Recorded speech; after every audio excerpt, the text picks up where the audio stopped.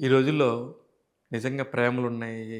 ప్రేమికులు వాట్సాపుల్లో మాట్లాడుకుంటారు. గంటల కొద్దీ వీడియో కాల్స్‌లో మాట్లాడుకుంటారు. కానీ నిజంగా ఫీల్ ఉందా? ఒకసారి ఆలోచించండి. కానీ 30, 40 ఏళ్ల కిందట ఒక ఉత్తరం కోసం ఎంత ఎదురు చూసేవాళ్ళంటే, ఆ ఉత్తరం వచ్చి ఆ ఉత్తరం చదువుతున్నప్పుడు వాళ్ళేదో మన పక్కనే ఉండి మాట్లాడుకుంటున్నట్టుగా, వాళ్ళ భావాల్ని వీళ్ళ భావాల్లాగా తీసుకొని, వీళ్ళు ఫీల్ అవుతా చదువుకుంటూ ఎంత ఎంజాయ్ చేసేవాళ్ళంటే చాలా ఎంజాయ్ చేసేవాళ్ళు. ఇప్పుడు ఇదంతా ఎందుకంటే, 'ఉత్తరం' అనే ఒక లఘు చిత్రం, ఒక వెబ్ సిరీస్ లాంటిది, ఒక షార్ట్ ఫిల్మ్ ఈటీవీ విన్‌లో స్ట్రీమ్ అవుతుంది. అది దర్శకుడు సతీష్ వేగేసిన కలంలో నుంచి వాలింది.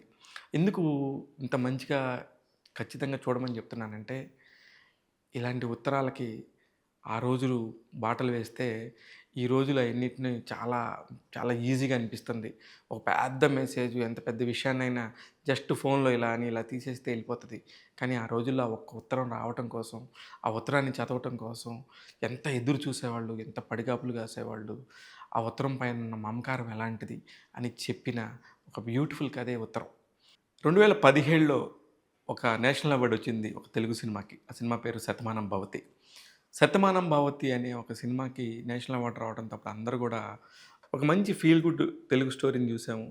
ఒక మంచి ఇంటి కథను చూసాము అని జెప్పేసి అందరూ అనుకున్నారు. అలాంటి ఒక కథ అందించిన దర్శకుడు ఆయన చాలా కాలం తర్వాత 'కథాసుధ' అనే ఒక లఘు చిత్రాలను అంటే ఒక 30 నిమిషాలు నిడివి ఉన్న సినిమాల్ని ఒక ఐదుటిని ఒక 5 కథలుగా సెలెక్ట్ చేసేసుకొని ఒక్కొక్క దాన్ని ఒక్కొక్క వారం చొప్పున ఈటీవీ విన్‌లో విడుదల చేస్తున్నారు. దీనికి సంబంధించి మొట్టమొదటిగా 'ఉత్తరం' అనేది విడుదలైంది. ఈ ఉత్తరంలో పూజిత పొన్నాడ, తులసి గారు, బాలాదిత్య కొంతమంది నటించారు. అంటే అసలు ఉత్తరం అనే దాని మీద ఒక టాపిక్ ఒక చిన్న ఉత్తరం పోస్ట్ కార్డ్ అనే దాని మీద ఒక కథ రాయాలి. కథగా తీయాలి. ఆ కథగా తీస్తే ఎలాంటి ఫీలింగ్ వస్తదనేది ఆ ఉత్తరాలను తీసుకున్న వాళ్ళకి, ఉత్తరాలను రాసిన వాళ్ళకి తెలిసిద్ది తప్ప ఈ జనరేషన్‌కి ఏం తెలుసు?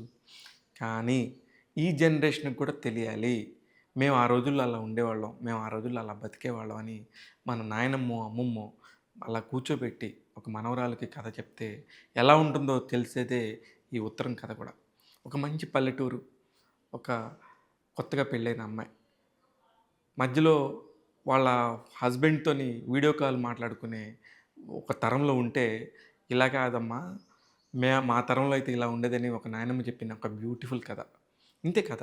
దీనికి సంబంధించి ఏం జరిగింది? ఆ కథ ఉత్తరంలో ఆ ట్విస్ట్ ఏంటి? ఎందుకు ఉత్తరం కోసం అంత ఎదురుచూపులు? ఉత్తరం అనే పేరు పెట్టేసి ఈ యొక్క 30 నిమిషాల లఘు చిత్రాన్ని ఎందుకు చెప్పారు అనేది చూడాలంటే ఖచ్చితంగా ఒకసారి చూడొచ్చు. అలా అని ఇదేదో అత్యద్భుతం, దీన్ని మించిన ఒక వెబ్ సిరీస్ లాంటిది లేదు అని మాత్రం నేను చెప్పను. ఒక చిన్న కథని ఎంత బ్యూటిఫుల్‌గా నేరేట్ చేయొచ్చు. నటీనటుల సహకారం ఉండి బాగుంటే గనక వాళ్ళందరూ గూడా ఎంత బాగా చేశారని చెప్పడానికి నా ఉద్దేశ్యం. నిజంగా ఎవరైనా ఉత్తరాలు రాసి, ఆ ఉత్తరం కోసం ఎదురు చూసిన వాళ్ళకి తెలిసిద్ది ఆయన చెప్పిన కథలోని భావం. అందరికీ అర్థం కావాలని గూడా లేదు.